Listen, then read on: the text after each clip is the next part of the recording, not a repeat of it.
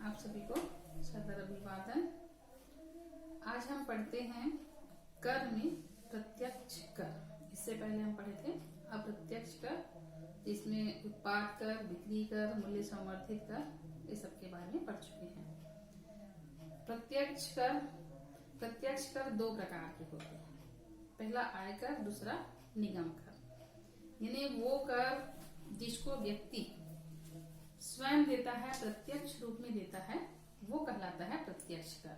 इसके दो प्रकार, आयकर, निगम कर। आयकर एक व्यक्ति की आय देख करके उससे जो कर या टैक्स दिया जाता है वो कहलाता है आयकर।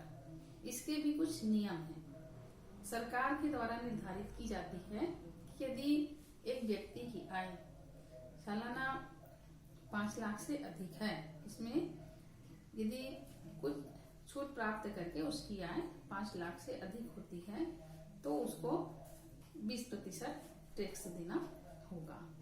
यानी एक व्यक्ति की कुल वार्षिक आय निकाली जाती है, उस वार्षिक आय में उसको 2.5 लाख तक की छूट दी जाती है। उसके बाद जो पैसा बचता है तो पैसे की बचत के हिसाब से, रुपये की बचत के हिसाब से उसको 10%, 20%, 30% ये सब टैक्स के रूप में सरकार को चुकाना पड़ता है। तो ये कहलाता है आयकर। इसमें मान लीजिए यदि हम उदाहरण देते हैं, जैसे ज्योति, आसिफ, जतिन दल, इनका कार्य दैनिक मजदूर है, कोई स्कूल का शिक्षक है, कोई व्यापारी है। इनकी मासिक आय हर महीने 1500, 8000 और 30,000 क्रमशः है। निश्चित इनकम टैक्स यदि इनसे बराबर 50-50 रुपया लिया जा रहा है तो ये पूरी तरह से गलत है। आयकर में क्या होता है, व्यक्ति की आय को देखकर ही उससे टैक्स या कर वसूला जाता है। जिस व्यक्ति की आय जितनी ज्यादा होगी वो सरकार को उतना टैक्स ज्यादा देगा, जिसकी आय कम होगी वो सरकार को कम टैक्स प्रदान करेगा।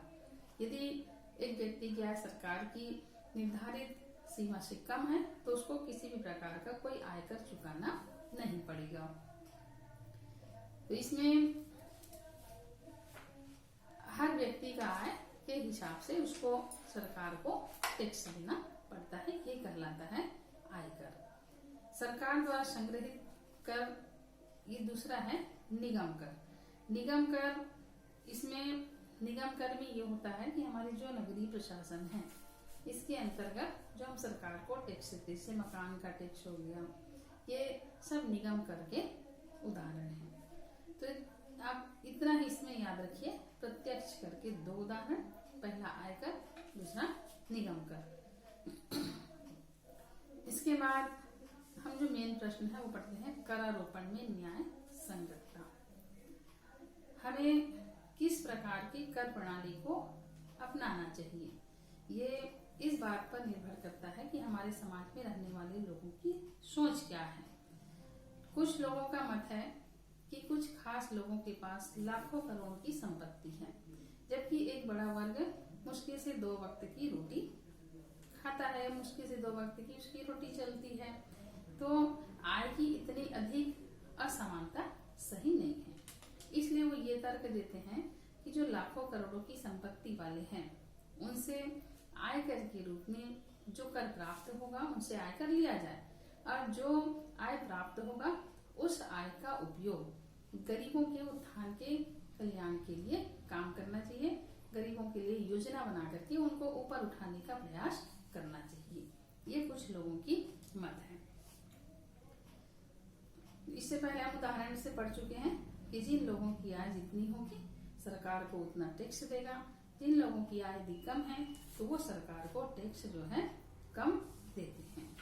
तो और इसमें एक तर्क दिया जाता है कि आवश्यक वस्तुओं पर कोई कर नहीं लगानी चाहिए। इसके विपरीत आवश्यक वस्तु, जैसे हम दैनिक उपयोग में जो वस्तु उपयोग करते हैं वो कहलाती है हमारी आवश्यक वस्तु, जैसे नमक है, दाल, शक्कर, तेल, ये सब आवश्यक वस्तु है, इस पर कोई कर या टैक्स नहीं होना चाहिए। इसके विपरीत जो विलासिता की वस्तु है, जैसे लग्जरी कार है, एसी है, एयर कंडीशनर, एसी, रेस्टोरेंट में भोजन करना, ये अमीरों की शान शौकत है, तो इस पर कर जो है सरकार को लेनी चाहिए। ये भी कुछ लोग अपना मत देते हैं। फिर कुछ लोगों का और ये कहना है कि सरकार को इस बात का भी ध्यान देना चाहिए कि कभी कभी यदि किसी वस्तु पर टैक्स बढ़ता है तो उसका भार अंत में गरीबों को ही भुगतना पड़ता है। जैसे डीजल, पेट्रोल हो गया, ये सब एल्युमिनियम है, स्टील मशीन है, इन सब पर यदि कर या टैक्स बढ़ता है तो अंत में इसका भार गरीब लोगों को ही चुकाना पड़ता है। क्योंकि यदि इन चीजों पर टैक्स बढ़ाया जाता है तो परिवहन में जैसे ज्यादा लागत आ गया तो अपने जैसे पेट्रोल का यदि टैक्स बढ़ा दिया गया, परिवहन में ज्यादा लागत आया, परिवहन में लागत आने के कारण वह उसमें जो भी सामान आएगा उस सामान का दाम जो है ऑटोमेटिक बढ़ जाता है और अंत में इसका भुगतना पड़ता है आम पब्लिक को, आम लोगों को। इसलिए इन वस्तुओं पर कर जो है सोच समझकर सरकार को लगानी चाहिए। ये सब लोगों का अपना अपना मत है और कर आरोपण में न्याय संगतता ये कहलाती है। फिर कर अपवंचना या कर चोरी, ये किसको कहते हैं? और कर अपवंचना या कर चोरी, इसका अर्थ क्या है? तो कई लोग क्या करते हैं, अपनी आय का पूरा विवरण नहीं देते हैं, यानी जितनी आमदनी उनकी है उतना वो दर्शाते नहीं है बल्कि उसको छिपा करके रखते हैं। और अपनी आय को ये जो छिपा कर रखते हैं इसी को कहा जाता है काला धन। कई कारखानों के मालिक हो गया, अमीर जमींदार व्यापारी जितना कमाते हैं उतना वो सरकार को दिखाते नहीं है, कम शो करते हैं। इसीलिए सरकार ने इस सब को रोकने के लिए मूल्य संवर्धित कर वैट प्रणाली को लागू किया ताकि पक्का बिल लेकर के हम इन काला धन को रोक सकें। लेकिन इसमें भी व्यापारी अपना कुछ हद तक कर को बचाने में सफल हो जाते हैं। इसमें जो नौकरी पेशा रहता है उसकी आय निश्चित होती है, इसलिए वो सरकार से किसी भी प्रकार का कर, किसी प्रकार अपनी आमदनी को छुपा नहीं पाता है। तो जो नौकरी पेशा लोग हैं उनकी सैलरी को देखकर, वेतन को देखकर सरकार उनसे कर ले लेती है। यदि मान लीजिए कोई कर या टैक्स नहीं पटाता है तो सरकार उनके वेतन में से कर काट करके फिर उसको बाकी वेतन देती है। इसलिए नौकरी पेशा लोग कर चुकाने में पीछे नहीं रहते हैं, या किसी कारण से नहीं चुकाएंगे तो सरकार उससे अपने आप वसूल लेती है। लेकिन व्यापारी वर्ग कर चोरी जो है ये किसी न किसी प्रकार से कर ही लेते हैं। कर चोरी को रोकने के कौन कौन से उपाय हैं?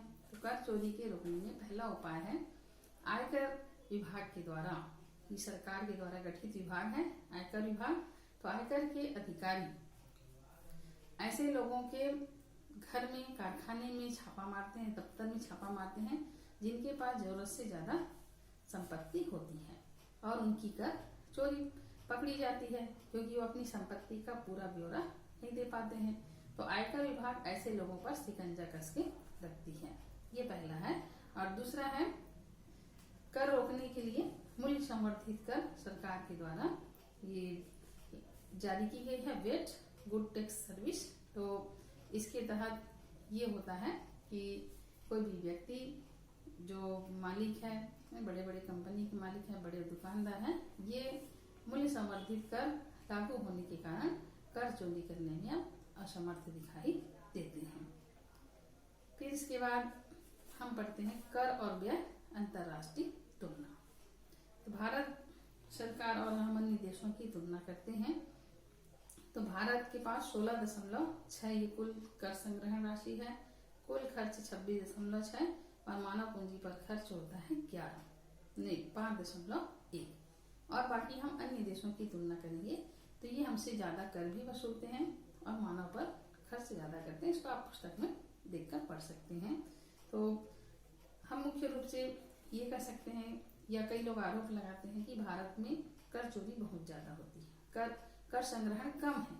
कर संग्रहण कम होने के कारण ये है कि भारत के लोग कर देने में कोताही करते हैं, यानी सही समय में कर नहीं देते हैं, जबकि ये पूरी तरह से सही नहीं है।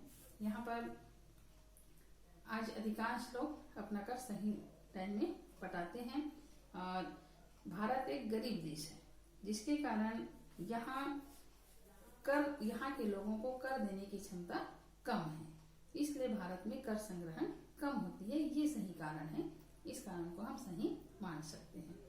तो सारांश यह है इस पाठ का, सरकारी बजट और कर निर्धारण में सरकार देश के विकास के लिए खर्च कर सके और इस खर्च की राशि सरकार कहाँ से लाएगी, तो इस खर्च की राशि सरकार कर के माध्यम से प्राप्त करती है और सरकार इन्हीं कर की राशि से जितनी भी सरकारी योजनाएं हैं इसको चलाती है। तो ये इस पाठ का सारांश है, जिसमें प्रत्यक्ष कर अप्रत्यक्ष कर व्यक्ति दे करके सरकार को आमदनी का जरिया प्रदान करती है।